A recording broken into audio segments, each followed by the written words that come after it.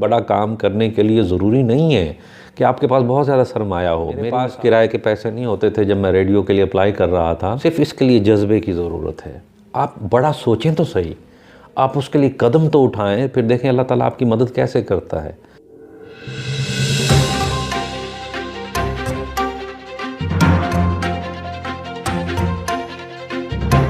अस्सलाम वालेकुम।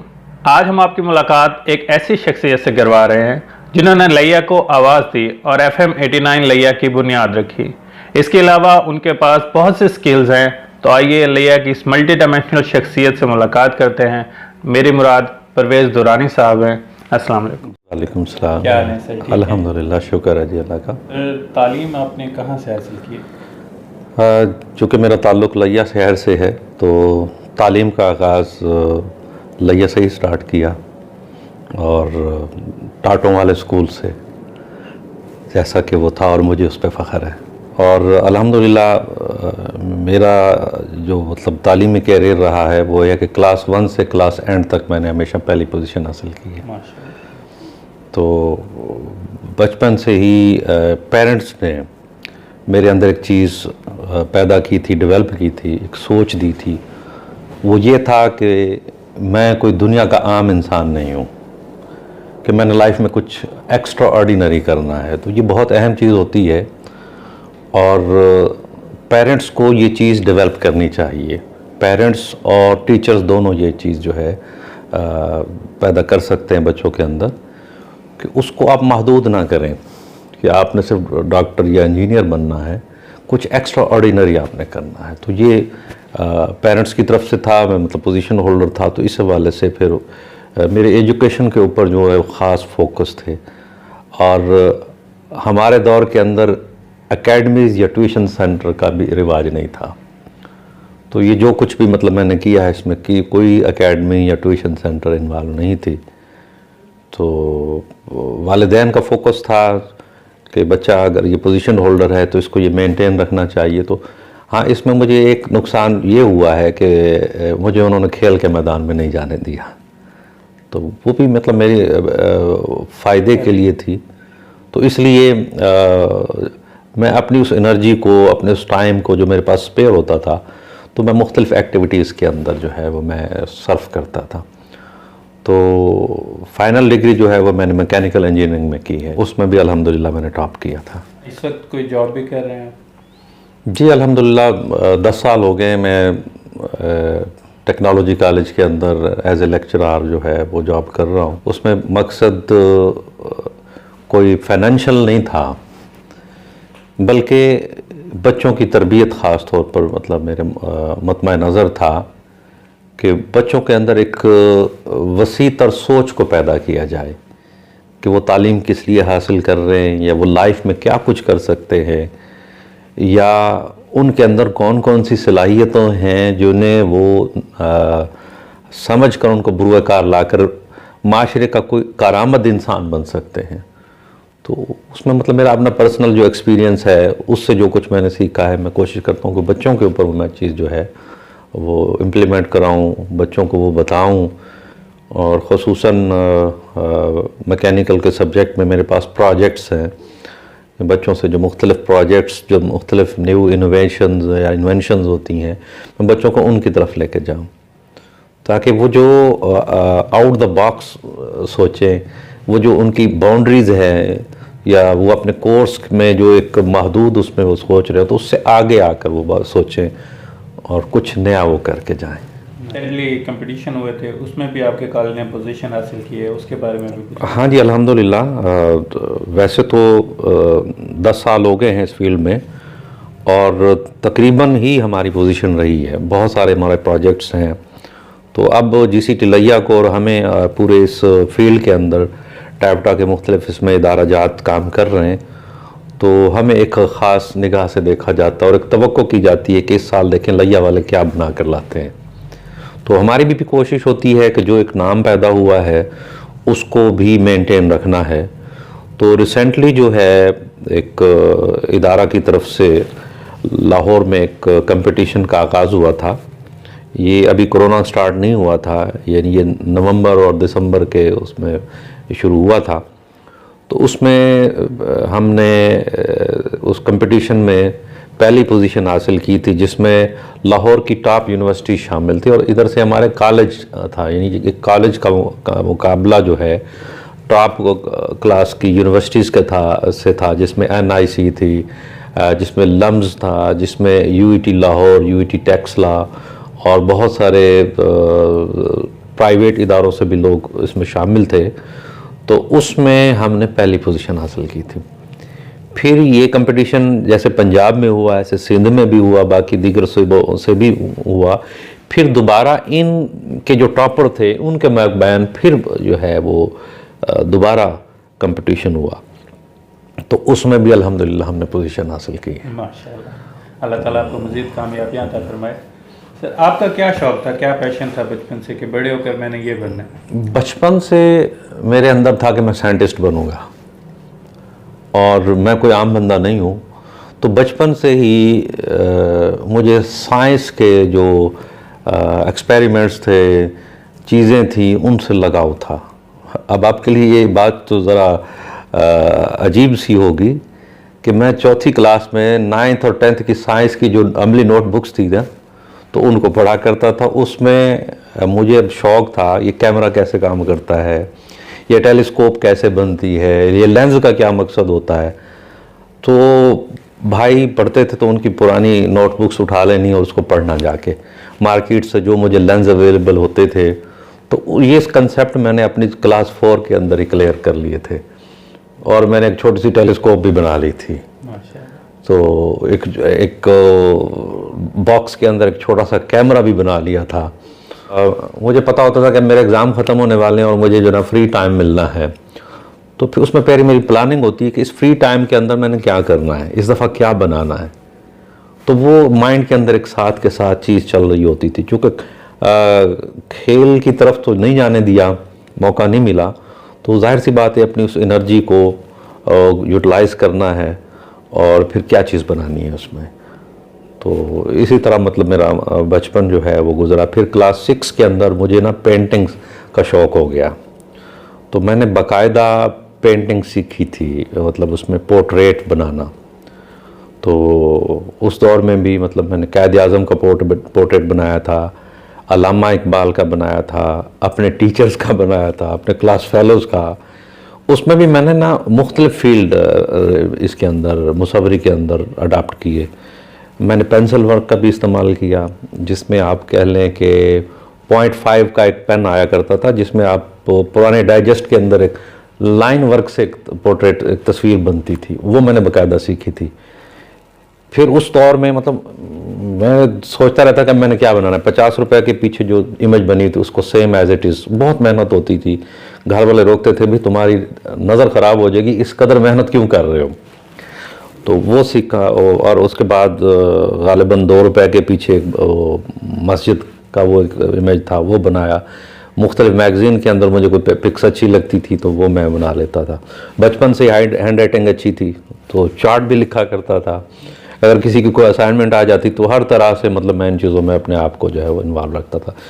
फिर पेंट के अंदर आ गया, पेंट वर्क से, वाटर कलर से, मुख्तलिफ लैंडस्केप, और ये चीज़ें होती रहीं। लेकिन 8वीं क्लास में यकसर जो है वो मेरा हॉबी चेंज हो गया, तो मुझे इलेक्ट्रॉनिक्स का शौक़ हो गया।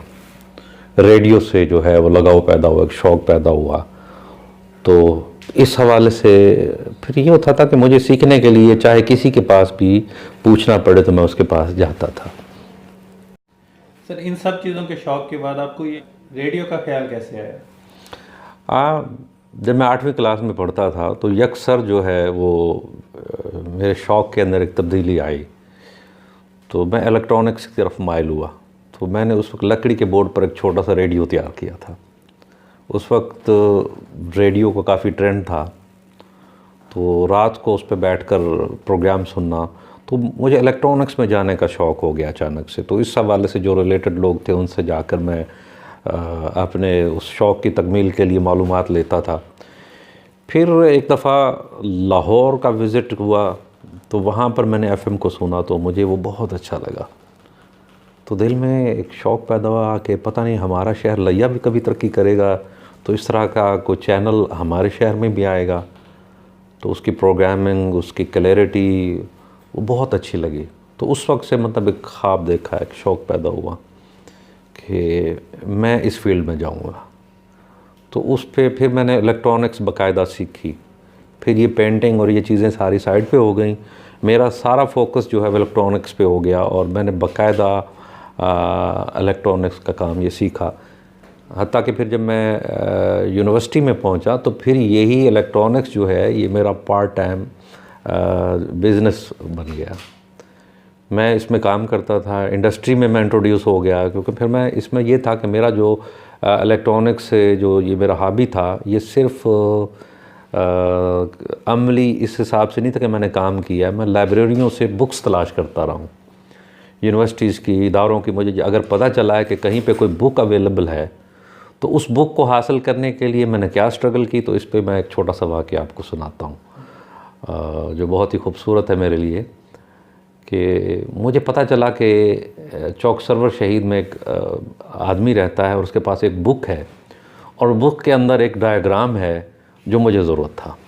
तो उस वक्त ये MM रोड ज़ेर तामीर थी, चौक आज़म से चौक सरवर शहीद, और वो सारा डाइवर्शन थी उस वक्त। तो ये तकरीबन वहाँ तक जाने के लिए 1.5 से 2 घंटे का टाइम लगता था। तो मैं 3 बार उसके घर के चक्कर लगाता रहा हूँ, 3 बार वो घर में मुझे नहीं मिला, सिर्फ़ एक किताब हासिल करने के लिए।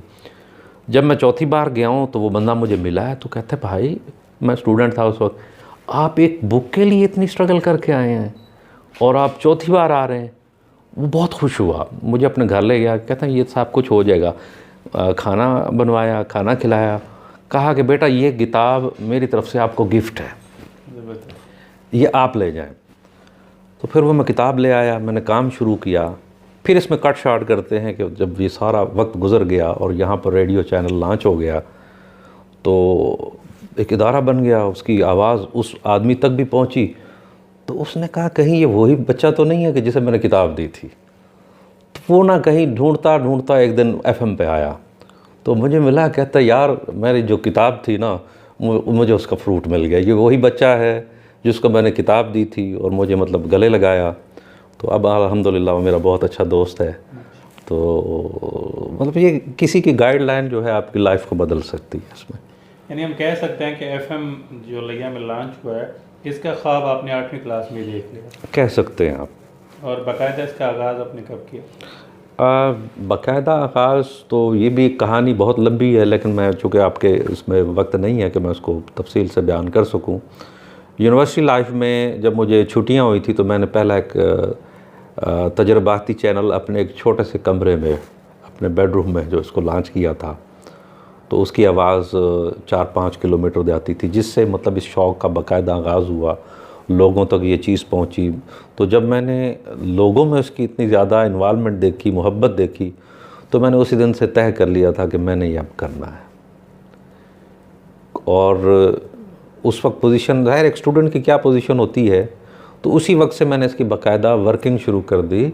मैं यूनिवर्सिटी का स्टूडेंट होकर इस्लामाबाद जो है वो जाता था रेडियो लाइसेंसिंग के लिए, और पोजीशन ये थी कि मेरे पास किराए के पैसे नहीं होते थे, मुझे अपनी पॉकेट मनी से अरेंज करके इस्लामाबाद जाना होता था। और वहाँ जाकर ये शो नहीं करना था कि मेरे पल्ले कुछ नहीं और मैं स्टूडेंट हूँ, तो उनके साथ बैठकर उन जैसे ही मतलब बन के, ज़ाहिर है इसमें सरमायादार लोग होते हैं। तो जब लाइसेंसिंग हुई तो पाकिस्तान में सबसे पहला लाइसेंस हासिल करने वाला बंदा नाचीज़ था, और टॉप ऑफ द लिस्ट जो है वो लिया का नाम था। जब उनकी वेबसाइट पे ये 2003 के अंदर जो लाइसेंसिंग हुई थी, तो टॉप ऑफ द लिस्ट उनकी वेबसाइट पर लिया का नाम था और मेरा नाम था। तो वहाँ पर ये मैं बाकायदा जो है ये लाइसेंस हासिल किया। तो अभी मेरी डिग्री कंप्लीट नहीं हुई थी, मैंने अपनी डिग्री भी 2003 में कंप्लीट की थी और लाइसेंस भी 2003 में हासिल किया था। तो मतलब वो जो मेरे एम ऑफ लाइफ था, मैं उसके लिए स्ट्रगल कर रहा था, उसमें क्या क्या मुझे मुश्किलात पेश आईं, उसको कैसे हासिल किया, तो वो अभी आपके इस इंटरव्यू में गुंजाइश नहीं है कि उसको बयान किया जा सके। आप क्या समझते हैं, इस वक्त रेडियो का दौर ख़त्म नहीं हो रहा? लोग एंड्रॉयड या सोशल मीडिया की वजह से रेडियो पर बहुत कम टाइम स्पेंड करते हैं। देखें, वक्त के साथ साथ टेक्नोलॉजी तब्दील होती रहती है और लोगों की इन्वॉल्वमेंट चेंज होती रहती है। तो अल्हम्दुलिल्लाह मैं भी इस चीज़ से अवेयर हूँ। तो ऐसा नहीं है कि रेडियो को हमने उसी रूटीन पे ही छोड़ दिया हो, तो हमने भी उसी चीज़ को यूटिलाइज़ करते हुए, क्योंकि आपके पास फील्ड होते हैं। कामयाब वही होता है जो वक्त के साथ साथ चलता है, वक्त के साथ साथ अपने आप को तब्दील कर लेता है। वो अल्लामा इकबाल का शेर भी यहाँ पर मुझे याद आ रहा है कि आईने नौ से डरना, तर्ज़े कोहन पे अड़ना, मंजिल यही कठिन है कौमों की ज़िंदगी में। कि तब्दीली ना लेके आना, अपने आप को पुराने तौर तरीक़ों पे ही अड़े रहना, तो ये कौमों की ज़िंदगी का बड़ा कठिन मरला होता है। तो अगर आपको ज़माने के साथ चलना है तो फिर आपको ज़माने के साथ कदम मिला के कदम चलना पड़ेगा। तो एफ़एम भी सोशल मीडिया के ऊपर आप इसका चैनल मौजूद है, लोग ना सिर्फ अब सुनते हैं बल्कि उसको देख भी सकते हैं। आप एफएम पर कितना टाइम देते हैं, कितने प्रोग्राम वगैरह आप खुद? देखें, शुरू में तो मैं सारा टाइम ही एफ़एम को दिया करता था, और जब एफ़एम का इंट्रोडक्शन था तो मेरा डेली प्रोग्राम होता था रात 10 से 12 लाइव कॉल्स के ऊपर। उसमें मुख्तलिफ़ टॉपिक्स के ऊपर जो है वो डिस्कशन किया करते थे। बड़ा अच्छा एक रिस्पॉन्स था। चूँकि अब मेरी ज़िम्मेदारी तकसीम हो चुकी है तो मैं ज़्यादा टाइम अब कॉलेज को देता हूँ, स्टूडेंट्स को उनके साथ इन्वॉल्व होता हूँ। तो अब मैंने प्रोग्राम कम कर दिए हैं। अब मेरे सिर्फ 2 प्रोग्राम वीकली चल रहे हैं। एक इकबालियात के ऊपर है, खुदी का सिरे नेहा, रात 9 से 11 बजे होता है, और एक फ्राइडे इवनिंग होता है, इस्लामिक और तसव्वुफ़ पे मबनी प्रोग्राम है, ये भी रात 9 से 11 बजे तक होता है। तो इसके लिए फिर टाइम निकालना अब थोड़ा सा डिफ़िकल्ट हो गया है कि ये मैंने दोनों प्रोग्राम ही ऐसे हैं जो बाकायदा स्टडी मांगते हैं। तो इन प्रोग्राम्स के लिए मैंने घर में एक छोटी सी लाइब्रेरी बनाई हुई है, तो जहाँ पर मैं बाकायदा बुक्स पढ़ता हूँ, और जो भी मेरा जो प्रोग्राम होता है पहले मैं उसका स्क्रिप्ट तैयार करता हूँ, उसको टाइप करता हूँ, लिखता हूँ, उसके तमाम नुकात को लिखने के बाद फिर मैं प्रोग्राम पे आता हूँ। तो अब मेरे पास इतना मटेरियल उसका जमा हो चुका है कि अगर उसको पब्लिश कराया जाए तो बुक्स बन सकती हैं उसके ऊपर। सर माशाल्लाह, जैसे आपने बताया कि शुरू से ही आप बहुत टैलेंटेड थे, तो कोई और अचीवमेंट्स? एफएम तो एक बहुत बड़ी अचीवमेंट लिया वालों के सामने है आपकी, इसके अलावा कोई अचीवमेंट जो आप बताना चाहें? देखें, इसमें बहुत सारी, क्योंकि मैंने जिस काम को किया है तो उस काम में मैंने फिर उसकी कोशिश की है कि उसकी तह तक जाऊं। तो इलेक्ट्रॉनिक्स में मैंने काफ़ी एक्सपीरियंस हासिल किया है। ना सिर्फ स्टूडेंट लाइफ में मैंने अपनी इसकी अर्निंग भी की है, बल्कि मैंने इंडस्ट्री के अंदर काम किया है। वो काम जो इंडस्ट्री में बहुत अहमियत रखता है, उनके पैनल्स हैं, उनके मशीनों के कंट्रोलिंग पैनल्स वगैरह हैं, तो उनमें मैं मतलब इन्वॉल्व हुआ हूँ। तो अब एक्सपीरियंस इस तरह से है कि मैं रेडियो पाकिस्तान के भी मेजर प्रोजेक्ट्स ले चुका हूँ। जैसा कि रेडियो पाकिस्तान मियाँ वाली का एक एफएम है, तो आज से गलबन 5-6 साल पहले की बात है, उनकी मशीनरी में फ़ॉल्ट हुआ तो बाकायदा मुझे बुलाया गया, और वो अभी तक वो जो है वो काम कर रही है मशीनरी, जो मैं ठीक करके आऊँ। इसी तरह 3 साल कबल गोमल यूनिवर्सिटी में भी एक मतलब रेडियो चैनल है, उनके अंदर फ़ॉल्ट है, तो वो भी मेरे पास आया और उनको मतलब मैंने ठीक किया। फिर इस कॉलेज में आने के बाद मैं ऑटोमेशन में हुआ, क्योंकि अब अल्हम्दुलिल्लाह मुझे रेडियो ब्रॉडकास्टिंग, रेडियो का तमाम इक्विपमेंट, क्योंकि ये चैनल सारा जो यहाँ पे वर्क कर रहा है, तो इसकी लॉन्चिंग, इसकी मैन्युफैक्चरिंग, इसकी तमाम इक्विपमेंट जो है मैंने ख़ुद तैयार किया था शुरू में। मतलब हमने कोई चीज़ बाहर से इंपोर्ट नहीं की थी। वो जो मेरा एक्सपीरियंस था, मैं जो बचपन से जिसमें इन्वॉल्व था, तो उसने मुझे बहुत कुछ दिया। तो रेडियो का सारा इक्विपमेंट मैंने ख़ुद तैयार किया। फिर इसमें कंप्यूटर के अंदर जो इससे मुतल्लिक जितने भी सॉफ्टवेयर्स हैं उस पर मैंने महारत हासिल की, हार्डवेयर से मुतल्लिक।